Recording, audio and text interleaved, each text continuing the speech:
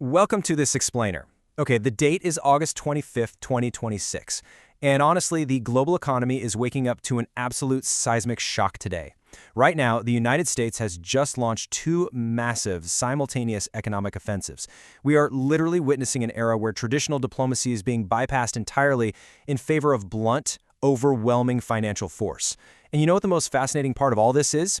Washington is deploying this unprecedented economic leverage on two entirely different fronts at the exact same time.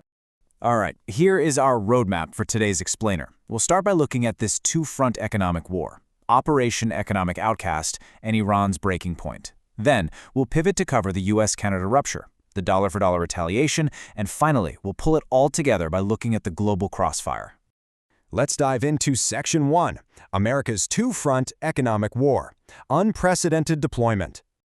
So we are currently seeing an unprecedented deployment of American power against two very different targets.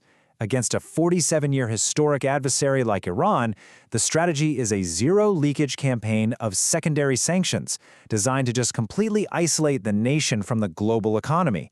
But then, against the 60-year integrated historic ally like Canada, it's the threat of 50% blanket tariffs on major industries like autos and steel, essentially holding a massive, deeply integrated trade relationship hostage to forced compliance.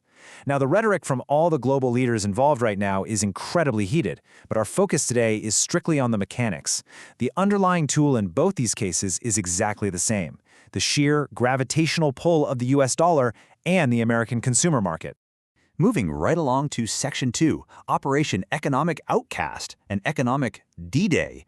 The U.S. Treasury has just announced a massive new campaign against Iran, officially dubbed Operation Economic Outcast, and U.S. Treasury Secretary Scott Bessent has really not minced words here, describing this rollout as an economic D-Day and the strategy as the economic asphyxiation of the Iranian regime. After nearly 6 months of kinetic warfare, the U.S. is turning the economic dial all the way up to 10. The Treasury is specifically targeting 5 vital lifelines: digital assets, technology, gold, aviation, and shipping. The goal isn't just a slap on the wrist, right? They are actively trying to choke off every single potential source of revenue that funds the government and its military operations, essentially forcing Tehran to choose between complete global isolation or changing its behavior. To pull this off, the U.S. is applying secondary sanctions with a strict zero-leakage approach. So the U.S. isn't just saying Americans can't do business with Iran, they are telling the entire world they can't. This means any entity globally, whether we're talking about a massive bank in China, a trading hub in the UAE, or a shipping company in Europe that facilitates transactions with Tehran, will be completely removed from the U.S. dollar system. It's a stark, binary choice forced on the global market. You can do business with Iran, or you can do business with the United States. You absolutely cannot do both. Which brings us to Section 3, Iran's breaking point, the view from the ground. The country was already facing immense pressure, but 6 months of war, combined with the anticipation of these new, crushing sanctions, has pushed the Iranian economy right to the absolute brink of collapse. And this number is staggering: 2 million. Over the weekend, the Iranian rial plummeted on the unregulated market to 2 million to one single US dollar. Inflation in the country is reportedly nearing 90%. I mean, while grocery stores might actually have goods on the shelves, families can barely afford the absolute basics because their money is worth a fraction of what it was just a year ago. The human cost of this macroeconomic pressure is incredibly severe. Now, this severe economic squeeze carries immense geopolitical danger.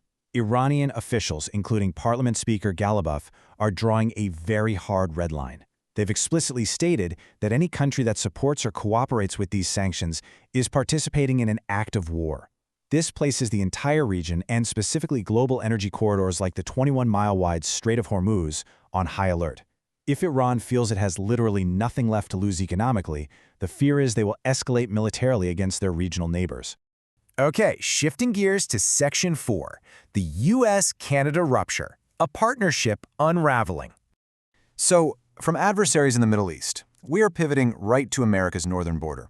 Let's trace just how fast this 60-year integrated North American partnership collapsed over a single weekend. The trade relationship between the U.S. and Canada is arguably the most successful in history, but right now it is facing a structural rupture. On Friday, Canadian Prime Minister Mark Carney recalled his trade negotiators to Ottawa, citing unreasonable last-minute demands from the U.S. By Saturday, the U.S. slapped tariffs on about $20 billion worth of Canadian goods. By Monday, President Trump escalated dramatically, threatening massive tariffs on autos and steel for 2027. And now, as of Tuesday, Canada is mobilizing for all-out economic retaliation. 50%. You really can't overstate the magnitude of that number.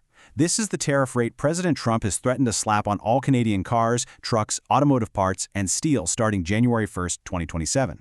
To put this in perspective for a second, Canada is the largest supplier of vehicles to the U.S. market.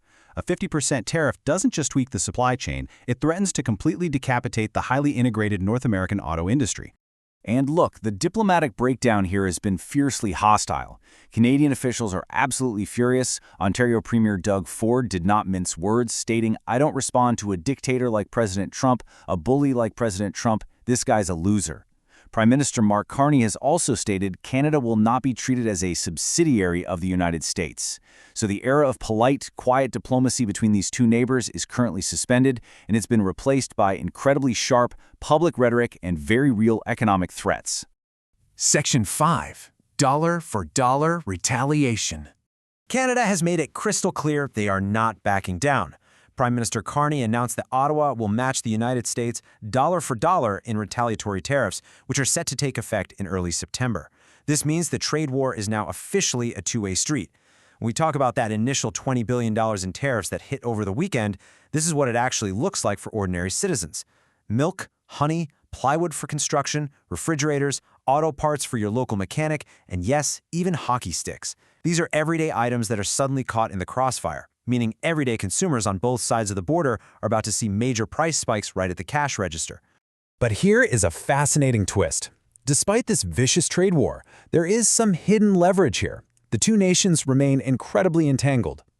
Enter the Ice Pact. The United States Coast Guard relies heavily on Canadian engineering, specifically steel from Quebec's Davie Shipyard, to build its heavy icebreakers. This is a critical strategic security asset for the U.S., and notably, it remains totally untouched by the current tariffs. It just proves that even in a trade war, you can't surgically separate two economies that have grown together for decades. Finally, Section 6, the global crossfire, where we go from here. Whether it's adversaries in Tehran or allies in Ottawa, the weaponization of the U.S. market has vast ripple effects for global supply chains, financial markets, and for you, the focused learner, watching this explainer. These are the direct economic channels being affected worldwide. An auto body shop in Colorado is going to face higher parts costs. Global oil markets are heavily reacting to the threat of blockades in the Middle East. Secondary markets like China and the UAE are being forced to navigate U.S. sanctions, which is isolating massive flows of capital. And overarching it all is the looming threat of soaring global inflation, as the basic cost of doing international business skyrockets due to these tariffs and financial blockades. Which leaves us with this absolutely crucial question to close out our explainer. Are we entering an era where blunt economic weapons replace traditional diplomacy entirely? And if so, can our highly integrated global supply chains even survive this kind of fragmentation? The global economy is being weaponized in real time right before our eyes, and the fallout is really just beginning. Thank you for joining me for this explainer, and definitely keep your eyes on the markets.